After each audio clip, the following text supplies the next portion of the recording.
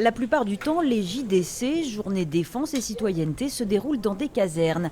Là, c'est une grande femme et son château de légende qui accueille ces jeunes périgourdins. Joséphine Baker était bien plus qu'une artiste, une femme d'avant-garde, de résistance.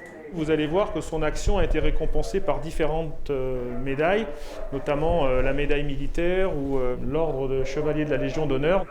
Les visiteurs du jour qui habitent le département n'étaient pour la plupart jamais venus ici.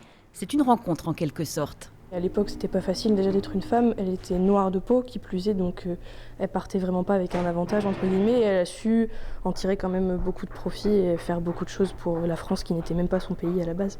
J'habite dans la région, mais j'ai pas eu l'occasion de visiter le château. Et c'est vrai qu'on voit la vie de Madame Joséphine Baker qu'on n'aurait pas vu sans cette JDC. Je trouve ça assez vague, les termes de citoyenneté, tout ça, quand on en parle comme ça. C'est une bonne façon d'aborder ce point avec cette personne-là qui était très engagée, et ça rend peut-être le truc plus intéressant pour les jeunes. C'était également une militante antiraciste. C'est quelqu'un qui a porté haut les valeurs de la liberté. On espère qu'ils retiennent les messages essentiels, c'est-à-dire la mémoire. Voilà, le devoir de mémoire, ça se cultive, ça se passe. La journée Défense et Citoyenneté a offert ici une leçon en situation qui a marqué visiblement les esprits.